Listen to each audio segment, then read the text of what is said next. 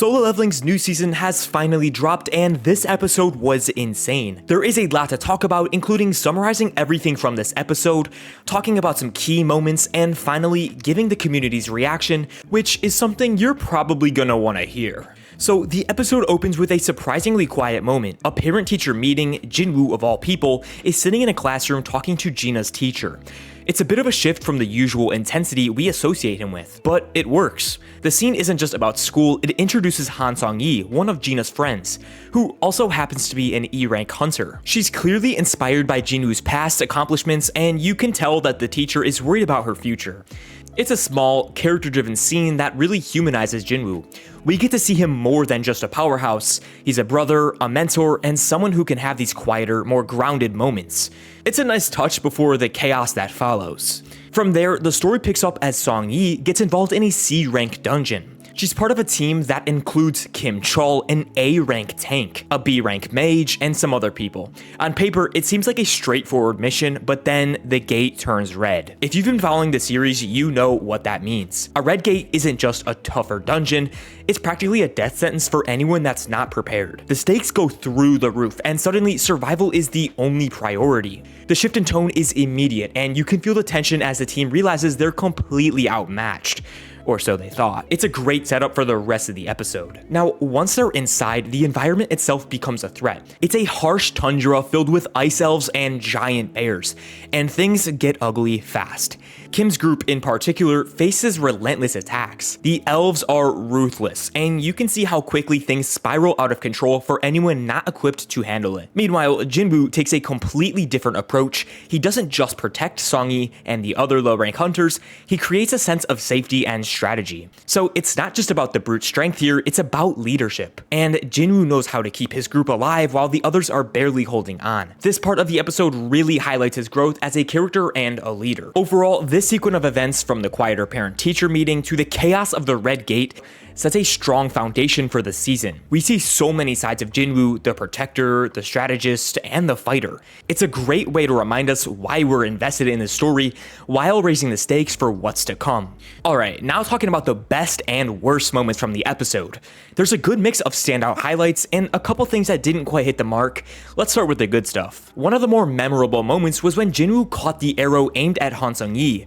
It was quick, subtle, but it said a lot about where Jinwoo is right now as a character. He's calm and in control, and you get the sense that nothing is going to take him by surprise anymore. It also sets the tone for his role in the Red Gate, someone who's not just strong, but also protective. It's a small moment, but it stood out for its impact. Now, another great moment was the campfire scene. While Kim's team was struggling to survive out in the tundra, Jinwoo was sitting around, eating, and staying warm.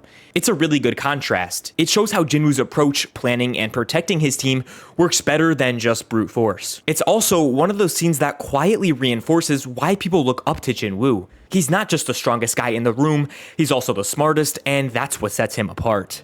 Now, on the flip side, there were a couple things that didn't quite land for me. First up, Kim. His behavior was frustrating, to say the least. I get that his role is to create tension, but abandoning lower-ranked hunters like that felt unnecessarily cruel. It does a good job of showing the harshness of the hunter hierarchy. But at the same time, it made him a bit one-dimensional. Hopefully there's more to his character later on, but for now, it just felt frustrating to watch. All in all, the best moments really carried this episode, even if a couple things fell short. Jinwoo's leadership, his calm under pressure, all made this a strong opening for the season. I mean, really strong. What about you? Did anything stand out to you, good or bad? Let me know in the comments and let's talk about it. Now, the community's overwhelming excitement. The reaction to the opening and ending sequences has nothing been short of epic. And keep in mind, this episode's only been out for a couple hours, and I have been all over the Reddit pages trying to come up with a community reaction, and what I've seen is people are calling the opening and ending amazing and peak quality, with some admitting they've already rewatched them multiple times.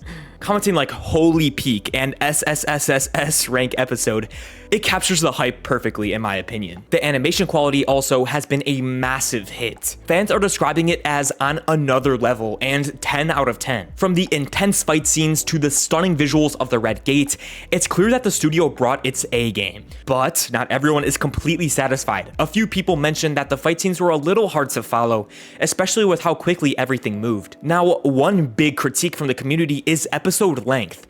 Many people felt it was just too short, especially after the movie covered the first 2 episodes. One fan summed it up perfectly. Damn, now we have to wait another week. It's clear everyone wanted more content right out of the gate. Another talking point is the pacing. Some people think that it's moving a bit too fast, cutting out smaller but beloved details from the manhwa. This has sparked some worry about how later arcs, like Jeju Island, will be handled. But others are more understanding, acknowledging that the faster pacing might be necessary to fit everything in just 13 episodes. Now, on the flip side, the Red Gates arc intensity is already winning hearts. The Ice Elves, in particular, have stood out. Fans are calling them the most interesting enemies so far, because of their intellect and combat strategies. The Tundra environment added a dark, intense tone that some fans loved. It's not just longtime fans who are hyped, newcomers are equally excited. One person I read shared, "I just finished this season 1 last week and I can't wait." People are also buzzing about what's next, speculating how Jeju Island arc will play out. But it wasn't all perfect. Some people were frustrated that the first 2 episodes covered content already shown in the movie, making it feel a bit repetitive. There were also some minor complaints about the sound design during the ice bear fight, with a few suggesting it could have been more immersive. But overall, the community reaction was overwhelmingly positive. Fans are thrilled with the stunning visuals, intense story, and incredible hype that only Solo Leveling can deliver. Sure, there are some pacing concerns and critiques, but the consensus is clear. Season 2 is off to an amazing start. And that's gonna wrap up this video. If you guys enjoyed, make sure to smash that subscribe button. I am getting really close to 1,000 subscribers, so if you guys could hit that big red button, it would really help me so much. I'm gonna be posting these videos every time a new episode comes out, so if there's anything you guys want me to cover next in these videos, make sure to drop a comment with your thoughts. I hope you all enjoyed, and as always, remember to stay curious.